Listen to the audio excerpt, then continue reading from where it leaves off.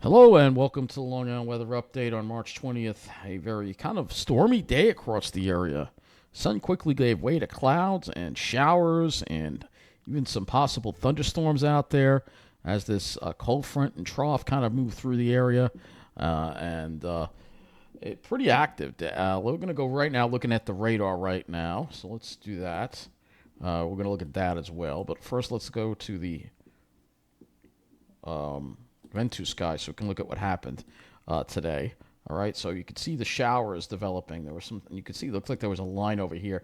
Might have been some snow squalls upstate and in Pennsylvania, but you could see as we got toward 5 o'clock, you could see some showers popping up over us. And you could see some pretty heavy showers, maybe even thunderstorms over here, parts of Connecticut. And there was reports of graupel, which is a hail, like people call it hail, but it's graupel.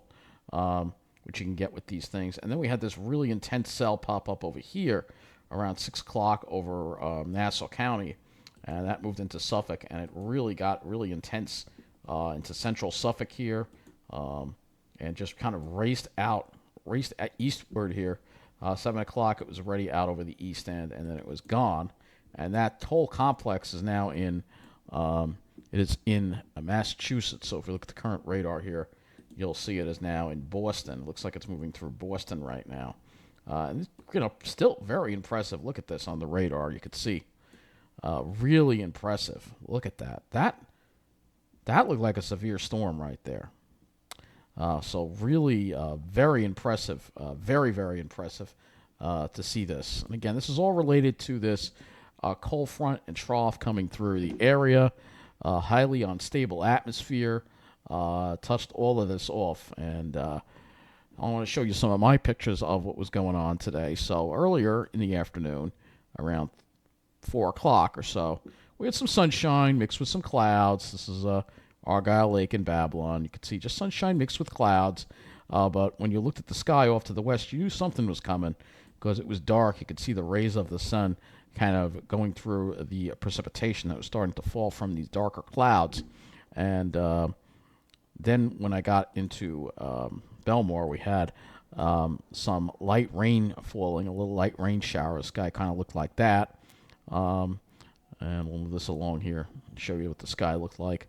And then as we got further along, around, I would say, what's this, around 5:45, we had a series of shelf clouds come in. So this was the first shelf cloud here that came through. This is at actually 5:22, actually, this first shelf cloud here. And again, this is something you see in the summertime. This is not something you see here's the other photo of it, and my favorite photo of it here. Really ominous looking shelf cloud right there came through. And after that, we had a shower, and then it got dark again. And you could see the streaks of rain falling from these clouds. It was really impressive to see. The shelf cloud was actually popping right over us. You can see that's another shelf forming. So actually two shelf clouds from these systems. You can see this one kind of formed right over us. It was developing right over us. If somebody was at the beach, they probably got an even better picture of it. But really impressive to see that. Very unusual. And you can see here's a picture I took, and you can see some of the rain and graupel. You can see that white stuff. That's graupel there. We'll take this out here. Kind of pick this red truck so you could really see. That's not rain. That's graupel. All right. And then after it was over, we had more patches of blue sky again, and then you could actually see the cumulonimbus cloud in the distance here. Moon is right over here. You can see the top of that cumulonimbus cloud in the distance, really just billowing up with the blue sky above it. Really impressive to see. Again, not something you see every day, especially in March of all times. Really impressive to see this cumulonimbus cloud. I think that's my favorite shot of the top of it. Really impressive. So really impressive stuff that we saw today. I got more pictures here to show you. So just close that out because there's so many pictures to show you here. This is what it looked like at sunset here by the lake. And again, really just beautiful sunset. I have a video of it for you as well, which you'll see of the sunset and the birds chirping and stuff. And look at the sky. I mean, this is just incredible. You can see the anvils here. So you can see the low top convection that we had today was really impressive. And really, especially by evening. We really had some pretty skies, and then this is what it looked like at sunset. We still had some light rain falling at times in the sky tonight. Very windy now. It has become very blustery out across the area, and unfortunately, weather and hazard seems to be down. I'll try it again. I'm having a problem getting it to load. Let's see if it'll load now. All right, thank God it has loaded, so we can use that. All right, so no wind advisory for us, which kind of surprises me. You can see up way up in Maine, they've got winter storm warnings and stuff. But for us, there's a wind advisory just over here. But I don't know why they don't have one for us because they have a small craft advisory, but a gale warning is in effect for the water. So why is there no? If there's a gale warning, why is there no wind advisory? So these wind gusts, we have a gust up to 35 at Islip. So this kind of shows you what we're dealing with. Northwest wind to 22, gusting to 35. 39 degrees is the temperature now after it hit 55 degrees. So, yeah, really big drop in temperature. So we'll look at the observations at Islip to kind of show you what the day was like. You can see we're in the 50s earlier with a west-southwest wind. Then it sort of turned to the south in later afternoon hours, still around 50. Southwest wind, you could sort of see we had light rain falling here with these rain squalls around the evening. And then the temperature quickly dropped through the 40s into the upper 30s. And it's very windy out right now. The winds have been picking up quite a bit. Gusts now up to 35 miles an hour. Seems to be like there should be a wind advisory in effect. Oh, look at this. Stony Brook, the top of the hospital, gusted to... Actually, they had a gust of 53 so far. So why is there no wind advisory? That's what I'd like to know. We have some gusts up to 34 at Seagirt. Really should be a wind advisory. JFK, gusting to 37. Northwest wind to 29, gusting to 37. So, yeah, it feels pretty chilly out there. And they've had a peak wind gust so far of 41 miles an hour. This is definitely wind advisory criteria. I don't know why that we don't have a wind advisory in effect. I don't understand what's going on with the Weather Service. I really don't. But let's go look at our highs and lows. So our highs across the area, mid-50s generally speaking, across the whole area. Look at how, wow, it got even warmer in Jersey. 63 in Toms River for a high. And lows, generally mid-30s. Mid-30s, though it did get down to 28 in the Pine Barrens west of Toms River. So I don't know what's going on with the Weather Service and why they have not issued a wind advisory. I don't understand what's wrong with them. I really don't. But I'm going to be critical of them for not issuing because they really should have a wind advisory in effect. So our high at Islip was 56. That's 7 degrees above normal. The low of 38 puts us 5 degrees above normal. So we're 6 degrees above normal for the day. Central Park, high of 57 and a low of 41, running 5 degrees above normal for the day. But for the next 2 days, we are not going to be above normal. We're going to probably be below normal with this cold front coming through. So let's now go and take a look at what the skies look like out east because I'm really curious with some of these storms. Take a look at this. All right, so we're going to just look at Hamptons.com for a moment. Just take a look at these storms here. Just showing you the sky here. Really impressive looking here. I'm telling you, this is really impressive. And then as you got later on, this particular cell that went across, this is the one right here, I think. Yeah, this is the one. This is the one. Yeah, look at how dark. There's a shelf cloud there. Sees a shelf cloud. It may have been some lightning here. May have been some lightning and thunder with this. Again, look at how dark that cloud deck is. This is a heavy shower.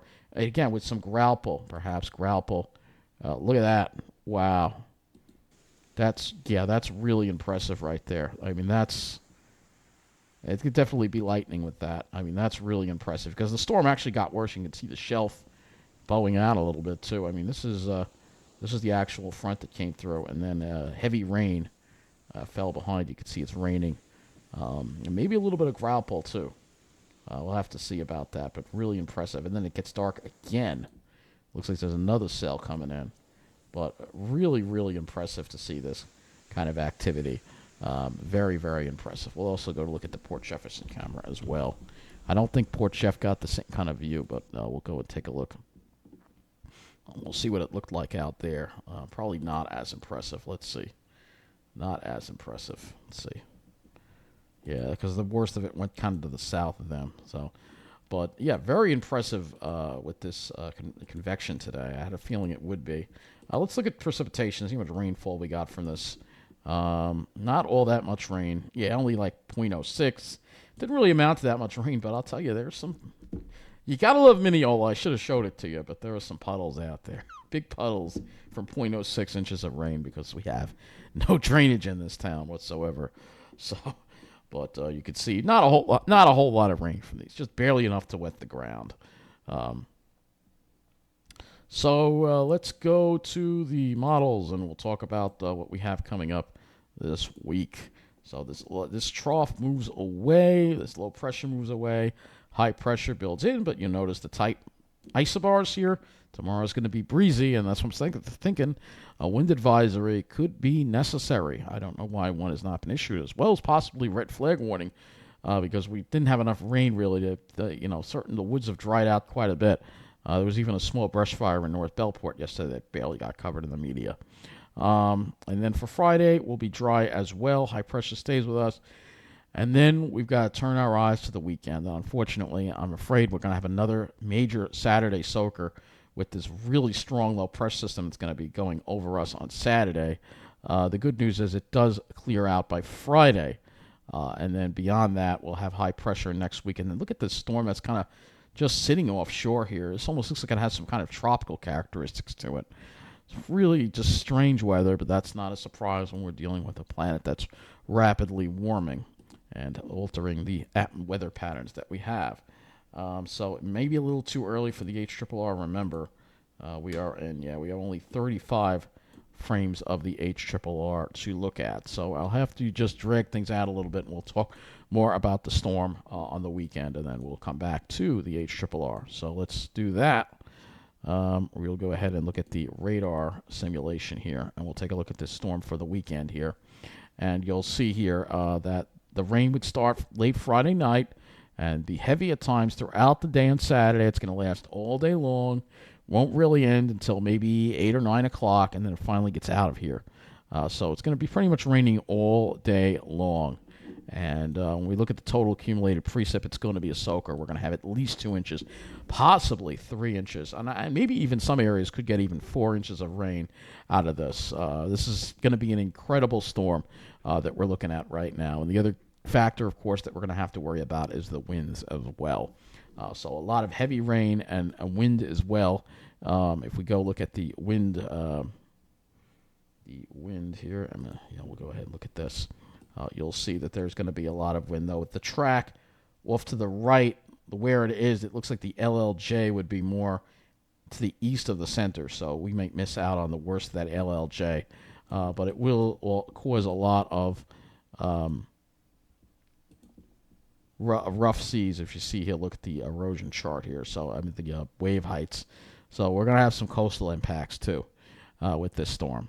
Look at a few of the other models here when it comes to the storm. Here's the icon. So pretty much an agreement. And look at that heavy rain we're going to have. So this is going to be a major soaker. And the worst of it's going to come in. Icon has it just a little slower. Has the worst of it involved in the evening hours. I mean, it is just going to pour. We're going to see so much rain. It's not going to be funny. And then it kind of slowly moves away. But if we look at the icon, which looks even wetter than the GFS, take a look at this.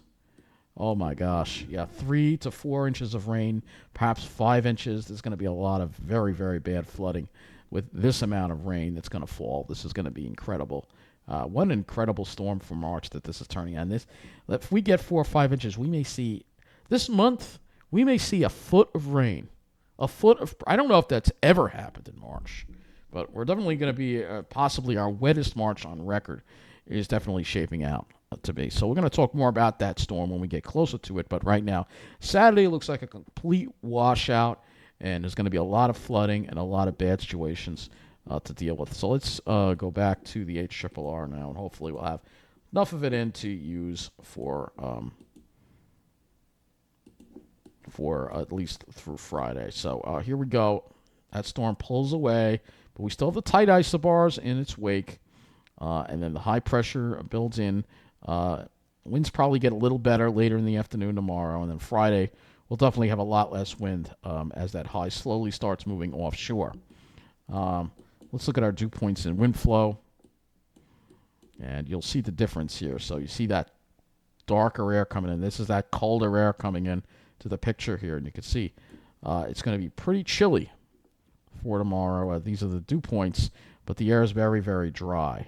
And that's as far as we got out. You can see on Friday, it looks like it actually tries to spread a little more of it down southward, at least over Long Island. Let's go to the GFS.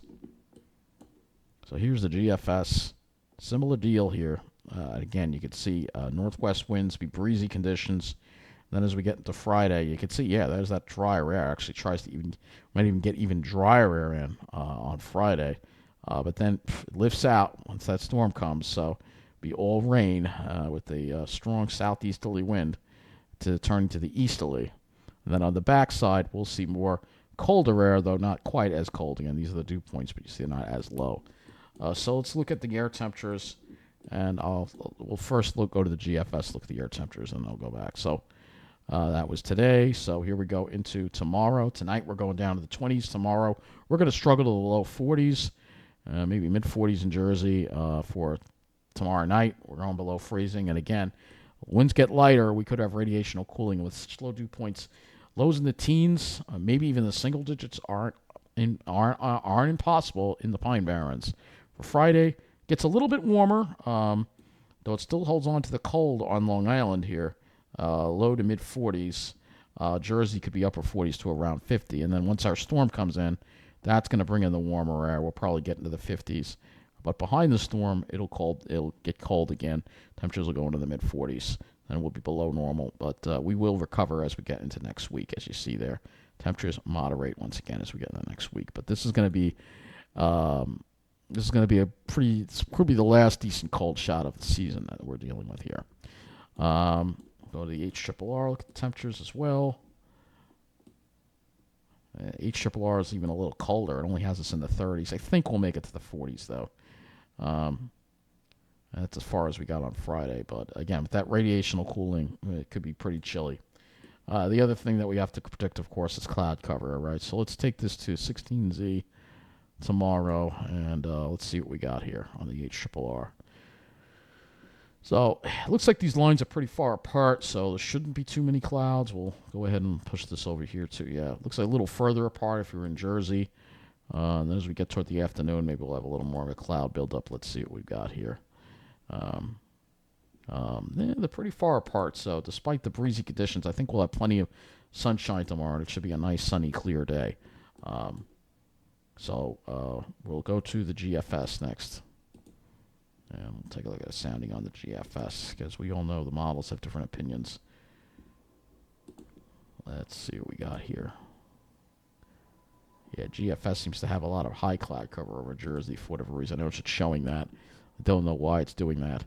But anyway, looking at the satellite, you can see there is a lot of cloud cover behind the storm system. Let's just go to the CONUS view here. So let's see if I got to back this up a little bit here. So you see there is a decent amount of cloud cover behind the storm system, and we will be in that northwest flow, but the downsloping will tend, I think, to keep it away. So let's go look at the sky cover on the GFS. So the GFS seems to have a lot more clouds around, showing a lot more cloudiness. For Friday, we'd start off sunny, and then we'd have more high clouds. That's the regular GFS. Let's go to the FV3 high-resolution model, but that's the 12Z run, which I don't want to use. So let's go to the RGEM. So this is the RGEM showing cloud cover again. Not really showing yet. Showing a little bit, maybe a little bit of high cloud cover bleeds into New Jersey. That's just kind of over getting caught up in the northwest flow. Not so much over Long Island. We should be mostly sunny. And then for Friday, we'll start off with sunshine, and then the high clouds kind of gather later on in the day. I think that seems to be the deal. And obviously Saturday we'll have plenty of we won't see the sun at all.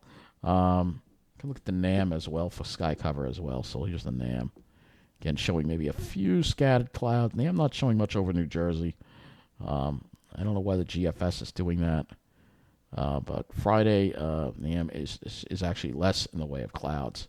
So it's kind of interesting that the models kind of have a bit of a disagreement into handling this, which of course has to complicate everything, as you know. The other thing we'll talk about, obviously, is the winds. So let's go to Vent to Sky next and look at our wind gusts. And you can see right now, wind gusts are pretty up there. Let's move this to tomorrow. So yeah, by 10 o'clock it'll back off. But let's take a look and see what we're going to be dealing with in the morning. It's still going to be pretty windy. Gusts up to 34. A little less windy over New Jersey, perhaps. But we're still going to be breezy tomorrow, and that's why I'm saying borderline wind advisory criterias. And again, with things dry, could be some brush fires out there. Obviously, after we get all that rain on Saturday, that won't be a concern, but we will have to worry about that threat for tomorrow, perhaps, because of the dry conditions. And then by Friday, it's gone. You can see the winds are going back to the south. They're very light, but tomorrow will be on the windy side for sure. And let's look at, speaking of windy, we'll go look at windy.com. This is our other model we can use for windies. This uses the European model, so it's pretty accurate, but it doesn't seem like the winds are going to back off all that. They back off a little bit tomorrow, so I think it'll be a little bit less windy, but still windy. It's still showing gusts up to 37 miles an hour over Long Island, a little less as you're in New Jersey here. Kind of interested. I'm just going to put the clouds up here and show you. I see it's showing some clouds here at 11 a.m. This is the European model showing some clouds. And then 2 o'clock, it's still showing some clouds over Long Island, less over New Jersey. Kind of tricky because the models are kind of just all over the place with the cloud cover. So it's going to be hard to say. But there will be some clouds tomorrow. I don't think it'll be completely clear given the nature of the cyclonic flow that we're in right now. But it will be blustery. And there will be sunshine, but it'll feel like winter, you know. So anyway, that's going to wrap up this Long Island weather update. Have a good night.